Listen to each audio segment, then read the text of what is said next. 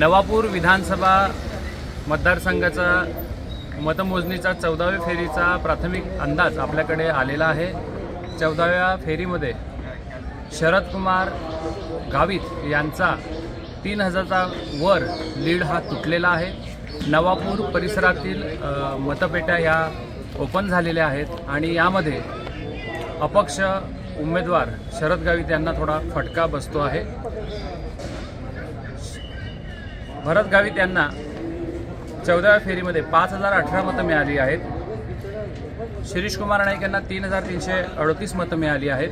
अपक्ष उमेदवार शरद गावित यांना 754 मतं मिळाली आहेत। एकूण लीड हा शरद गावित यांना 3826 मतांचा आहे। 14व्या राऊंडमध्ये लीड तुटताना दिसत आहे। आता 15व्या आणि 16व्या राऊंडमध्ये काय होतं लवकरच आम्ही तुमच्यापर्यंत पोहोचवणार आहात। तोपर्यंत आमचं चॅनल पहा, आमचं चॅनल सबस्क्राईब करा, लाईक करा आणि शेअर करा। Nilesh Patil, Navapur express news, Navapur.